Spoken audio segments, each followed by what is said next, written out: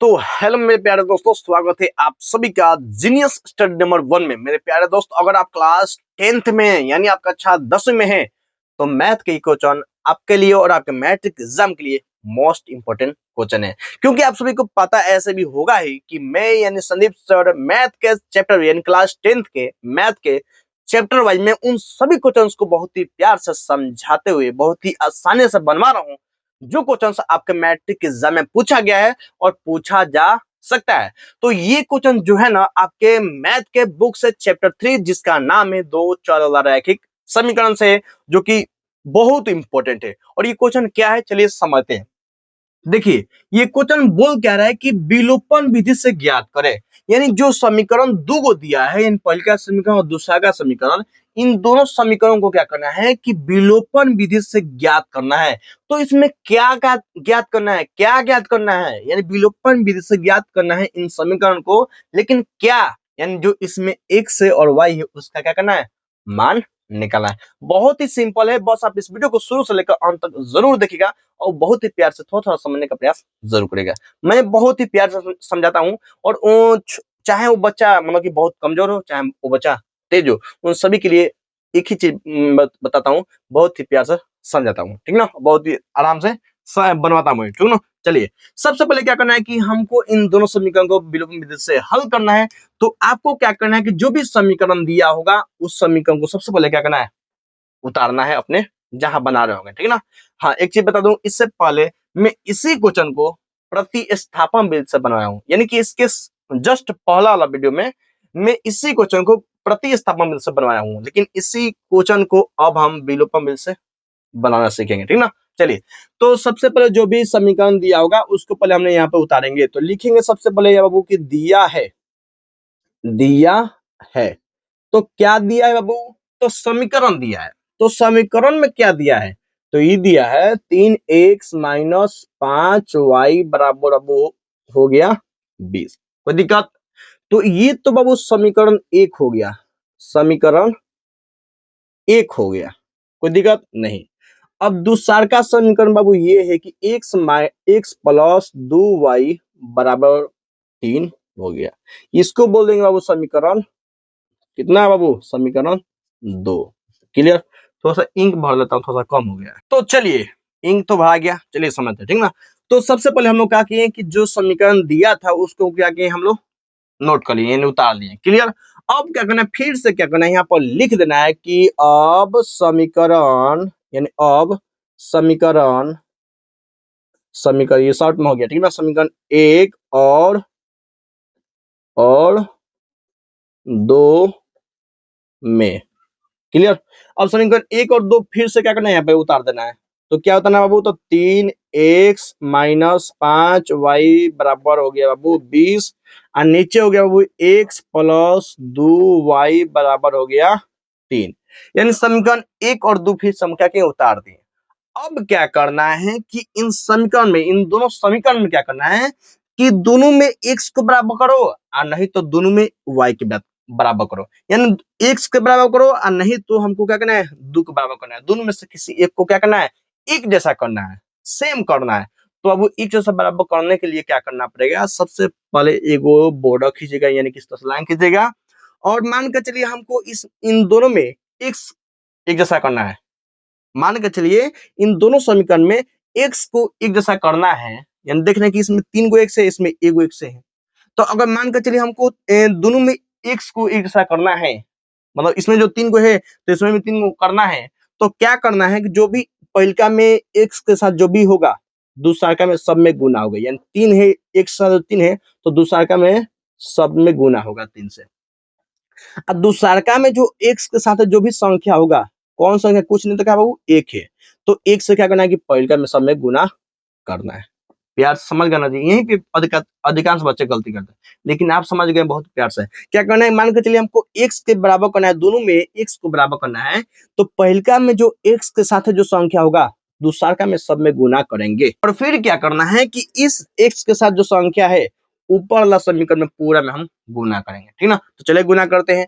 तो इस समीकरण में हम एक से गुना करेंगे तो ये पूरा पूरा वैसे ही रहेगा। 3x माइनस 5y तो 5y, अब बराबर 20 है तो 20 हो जाएगा। क्लियर। अब इस 3 से ही पूरा में गुना करेंगे, तो 3 में अगर 1 से गुना तो 3 हो जाएगा, 1 से तो 1 हो जाएगा, प्लस है तो प्लस हो जाएगा, 3 में 2 से गुना तो 3 दूनी 6 हो जाएगा, वाई तो वाई हो जाएगा, बराबर तो बराबर हो जाएगा, और 3 में अगर 3 से गुना तो बाबू 9 हुआ। क्लियर, यहाँ तक क्लियर है ना जी। तो देख रहे हैं कि बाबू एक सारा बराबर हो गया ना जी, इसमें जो 3x है तो इसमें भी 3x हो गया ना। हाँ, अब इसके बाद से क्या करना है कि जिसको भी बराबर किए हैं उसको हमको घटा कर 0 करना है, यानी काट देना है। क्या करना है बाबू, हमको क्या करना है, जिसको भी बराबर किए हम उसको घटा कर 0 कर देना है, यानी हमको काट देना है, ठीक ना। तो उसके बाद पहले क्या करिएगा कि ऐसे कर दीजिएगा, ठीक ना। हाँ, अगर मैं आपसे ये बोलूं कि अगर 2 माइनस 2 है तो क्या होगा आंसर, तो 0 होगा। तो हम बोले बाबू कि जिसको बराबर किए हैं उसको घटाकर 0 करना है। तो मान के चलिए 2 में से 2 जाएगा तो 0 हो जाएगा कि नहीं हो जाएगा, है ना। तो इसमें क्या है बाबू, तो दोनों एक जैसा है, एगो के आगे प्लस है, एगो के आगे माइनस है, तभी 0 हुआ जी। है, तो वैसे ही बाबू बाबू जो संख्या होगा, जो भी पद होगा, जो भी चीज होगा, वो एक जैसा होना चाहिए, एगो के आगे प्लस होना चाहिए और एगो के आगे माइनस होना चाहिए। तो हम देख रहे हैं कि इसके आगे कोई कुछ नहीं तो क्या है, प्लस है, इसके भी आगे कुछ नहीं तो क्या है बाबू, प्लस है। लेकिन हमको क्या चाहिए बाबू, एक जैसा चाहिए लेकिन चिन्ह अलग अलग चाहिए। मतलब ये मान एक जैसा चाहिए लेकिन चिन्ह अलग अलग चाहिए। तो चिन्ह तो अलग अलग नहीं है, तो अलग अलग करने के लिए क्या करेंगे, यहाँ पर लिख देंगे घटाने पर। क्या लिखेंगे, घटाने पर। घटाने पर कब लिखेंगे, जब चिन्ह अलग अलग ना हो तब हम लिखेंगे घटाने पर। और जब घटाने पर लिख देंगे ना, तो माइनस से, यानी कि माइनस से नीचे वाला जो समीकरण है उन सभी चिन्ह में गुना हो जाएगा। नीचे वाला जो भी चिन्ह है ना, नीचे वाला में जो भी चिन्ह होगा उसमें क्या करेगा कि माइनस से क्या होगा, गुना कर देगी, माने गुना हो जाएगा। तो प्लस में अगर माइनस से गुना होगा तो माइनस हो जाएगा, अब प्लस में भी माइनस से गुना होगा तो माइनस हो जाएगा, इसके भी आगे प्लस है तो क्या हो जाएगा बाबू, माइनस हो गया। शायद इसीलिए बोला जाता है कि नीचे वाला जो चिन्ह है क्या हो जाएगा बाबू, बदल जाएगा। कब, जब यहाँ पे बाबू घटाने पर लिख देंगे तब। अब देख रहे हैं बाबू, मान तो एक जैसा हो गया, इसमें प्लस हो गया, इसमें बाबू माइनस हो जाएगा। अब बीच वाला चिन्ह को कुछ नहीं होने वाला, ठीक है ना।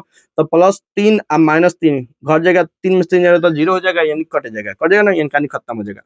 -5y और -6y कितना बाबू, -11y बराबर है, तो बराबर। अच्छा, इसके आगे प्लस है ना जी, 20 - 9 यानी घटेगा, यानी 20 में से घटेगा तो 20 में से 9 हो जाएगा तो कितना बाबू, 11 हो जाएगा। यानी देख रहे हैं कि y के मान यहाँ पर निकलेगा, तो y बाबू, y के मान निकलेगा तो जो -11 गुना में तो बाटा में आएगा -11, तो 11 से 11 तो कट जाएगा। अब माइनस बाबू पता है कि बाटा में नहीं रहता है, ऊपर रहता है, तो यानी y के मान कितना आ गया बाबू हमारा, -1। कोई दिक्कत नहीं, कोई दिक्कत है नहीं, यानी हमको y कितना मान निकल गया। अब क्या करना है, बहुत ही सिंपल हो गया है, इसको मिटा दिया जाए, इसको कोई काम नहीं है कि ना जी। चलिए, अब क्या करना है कि इस y के मान क्या करना है कि समीकरण 1 में रखिए, चाहे समीकरण 2 में, x के मान आराम से निकल जाएगा, ठीक है ना। ओके, जो भी y जो भी यहाँ पर मान निकलेगा उसको क्या करना है कि समीकरण 1 में आना था, समीकरण 2 में रख देना है। तो मान के चलिए हम समीकरण 2 में रख देते हैं, तो समीकरण 2 में एक सॉरी कितना बराबर, किसके बराबर रखना है बाबू, तो y बराबर -1 रखने पर, y बराबर -1 और रखने पर, तो समीकरण 2 क्या है बाबू, तो x + 2y बराबर हो गया बाबू कितना, 3। तो जहां भी y है वहां पर हमको -1 रखना है। तो एक से तो x प्लस प्लस, 2 के गुना में y है तो 2 गुने y के मान कितना बाबू, -1 बराबर है तो बराबर, और 3 है तो 3। x तो x +2 में -1 से गुना होगा तो प्लस और माइनस, यानी अलग अलग चिन्ह में गुना होता है तो हमेशा वो माइनस होता है, ठीक है ना। अलग अलग चिन्ह में गुना हो तो हमेशा माइनस होता है, अगर एक जैसा चिन्ह में गुना हो तो हमेशा प्लस होता है। तो अलग अलग चिन्ह में गुना हुआ तो माइनस हो गया, और 2 में 1 से गुना होगा तो 2 हो जाएगा, बराबर कितना बाबू, 3। ओके, अब x से तो x, यहाँ तो x का मान निकलेगा ना जी, क्योंकि एबीसीडी का एक अच्छा बचा है कौन, x। तो इस x को अकेला छोड़ेंगे तो बाबू x का मान निकल जाएगा, तो बराबर में 3 है, अब माइनस में 2 इधर आएगा बाबू प्लस में, यानी x का मान कितना बाबू, सॉरी कितना, यहाँ 2 रखना है ना जी, 2, तो कितना बाबू, 5 हो गया ना, बन तो गया। यहाँ पर लिख देंगे बाबू की अतः अतः x बराबर 5 और y बराबर -1 है। कहानी खत्म, यही तो करना है, बस कुछ नहीं करना है। अब एक बार मैं आपको एकदम शॉर्ट में समझाता हूँ कि आखिर क्या हुआ है, यानी स्टेप बाय स्टेप मैं आपको एक बार समझाता हूँ, ठीक ना।